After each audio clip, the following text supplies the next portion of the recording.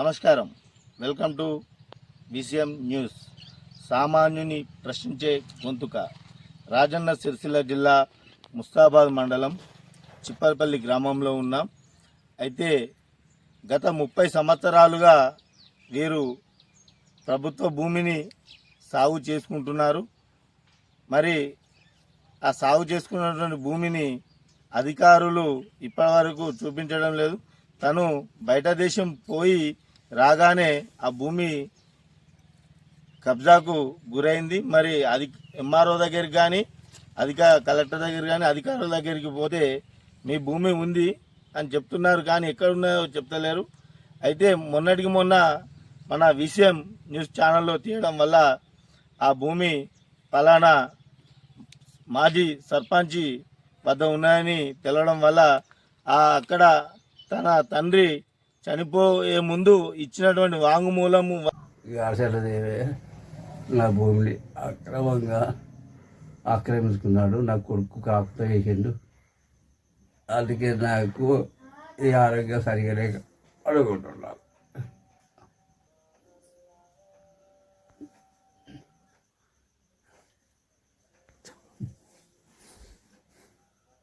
చెప్పు.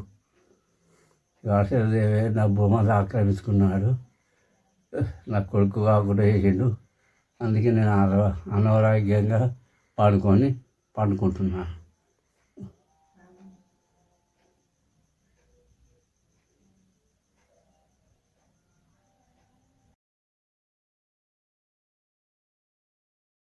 వాంగ్మూలం కూడా మనం విజువల్లో చూద్దాం. ఒకసారి ఏం జరిగింది, ఏమైందో ఒకసారి వాళ్ళ కుమారుడు ఇక్కడ ఉన్నాడు, ఒకసారి అడిగి తెలుసుకుందాం.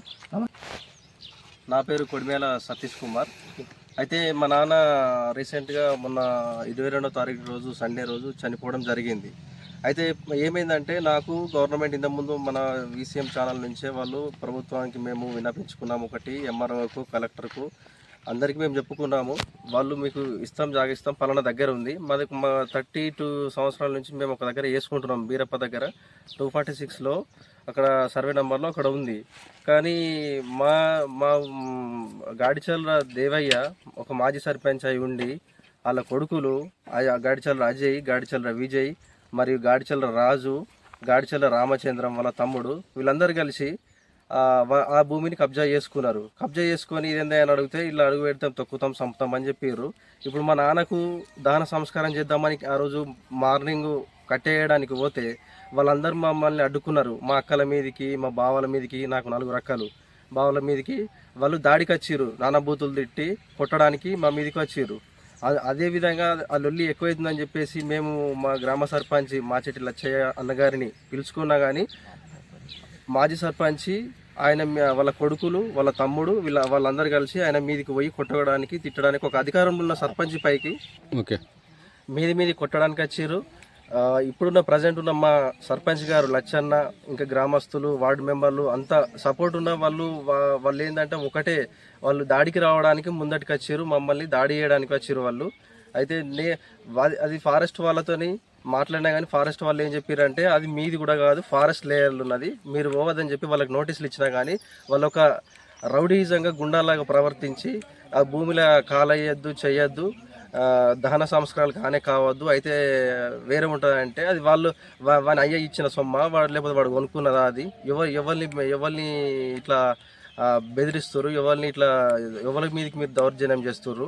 నేను ఒకటే అడుగుతున్నా, నా భూమి కాబట్టి నేను కొట్లాడడానికి వచ్చిన నా నాన్నను దహన సంస్కారం చేయడానికి అక్కడికి పోతా అంటే నాకు అడ్డుకున్నారు. నా మీదకి కొట్టడానికి వచ్చిన నాకు ప్రాణహాని ఉన్నది, నాకు నా కుటుంబానికి ప్రాణహాని ఉన్నది. అయితే వాళ్ళు అంత దౌర్జన్యంగా అక్రమంగా భూములు కబ్జాలు చేసుకుంటా నాది భూమి అని చెప్పినా కానీ ఫారెస్ట్ వాళ్ళతో మాట్లాడితే ఫారెస్ట్ వాళ్ళు వాళ్ళకి ఆల్రెడీ నోటీసులు ఇచ్చారు, వాళ్ళు దిగద్దని చెప్పినా కానీ వాళ్ళు వాళ్ళ బోర్ వేసుకొని దాన్ని నచ్చగట్టుకొని దాన్ని చేసుకుంటారు. చిప్పలపల్లి ఫారెస్ట్ ల్యాండ్లు, ప్రభుత్వ భూములు అన్యక్రాంతం కూడా అవుతున్నాయి. అయితే ఒకటే, గాడిచల్ల దేవయ్య ఆయన కుటుంబం నుంచి నాకు, నా కుటుంబానికి ప్రాణహాని ఉంది. మా నాన్న చనిపోయిండు. ఆయన వల్ల కూడా సంవత్సరం నుంచి పోతే కూడా మా నాన్నను కూడా ఇంటికి పోతే అడుగుతా కూడా బెదిరించిండు, భయపట్టించిండు, మానసికంగా.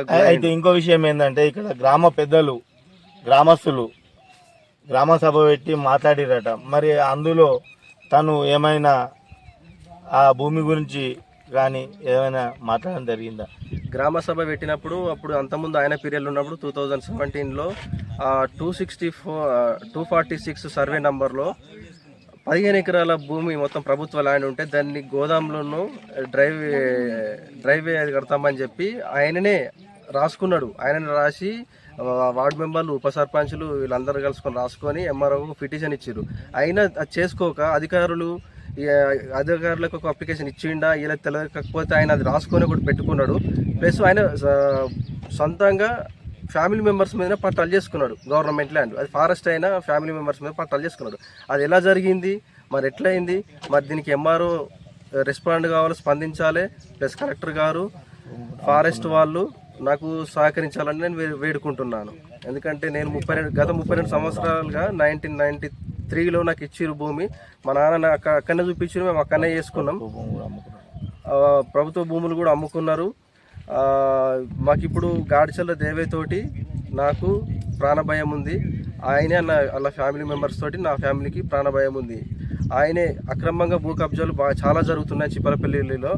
కాబట్టి చట్టపరంగా ఆయన పైన చర్యలు తీసుకొని యాక్షన్ తీసుకొని ఆయనను చట్టపరంగా చర్యలు తీసుకోవాలని నేను వేడుకుంటున్నాను.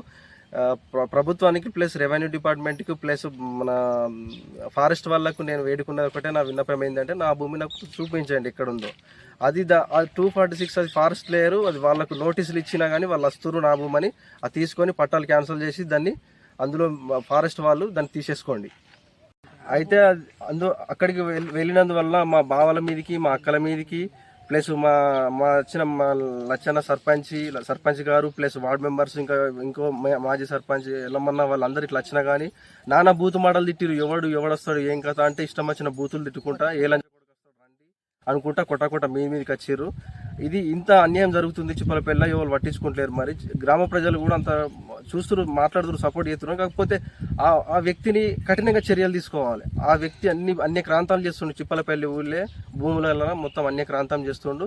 అక్కడికి వెళ్ళగొట్టుడితోటే మేము ఇక లొల్లి గొడవ పెట్టుకోకుండా ఎస్ఐ గారితో మాట్లాడుకొని గొడవలు కాకుండా అంటే శ్మశాన వాటికకి వచ్చినాం. శ్మశాన వాటికలో మా నాన్నకి నా భూమి ఉన్నా కానీ నేను శ్మశాన వాటికలో దహన కర్మలు చేసిన.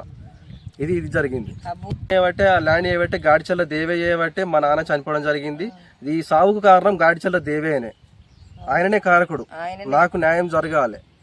నేను అందుకే ఎంఆర్ఓను, రెవెన్యూ డిపార్ట్మెంట్ను, పోలీస్ డిపార్ట్మెంట్ను, మన గవర్నమెంట్ను ఒకటే వేడుకుంటున్నా, నాకు న్యాయం జరగాలని నేను వేడుకుంటున్నాను. అయితలను అధికారులు ఎంతైనా మరి ఒక వ్యక్తికి కొమ్ము కాయడం అది పెద్ద చట్ట నేరం. మరి తను చనిపోయే ముందు కూడా పేరు పెట్టి ఈ భూమి మాది, పలానైనా భూ కబ్జా చేసిండు అని చెప్పి తను ఇచ్చిన వాంగ్మూలం కూడా ఉంది.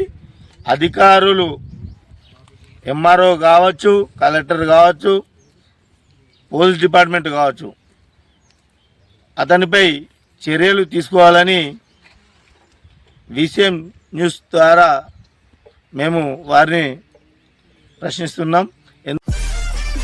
మరిన్ని అప్డేట్ కోసం చూస్తూనే ఉండండి VCM news, voice of common man.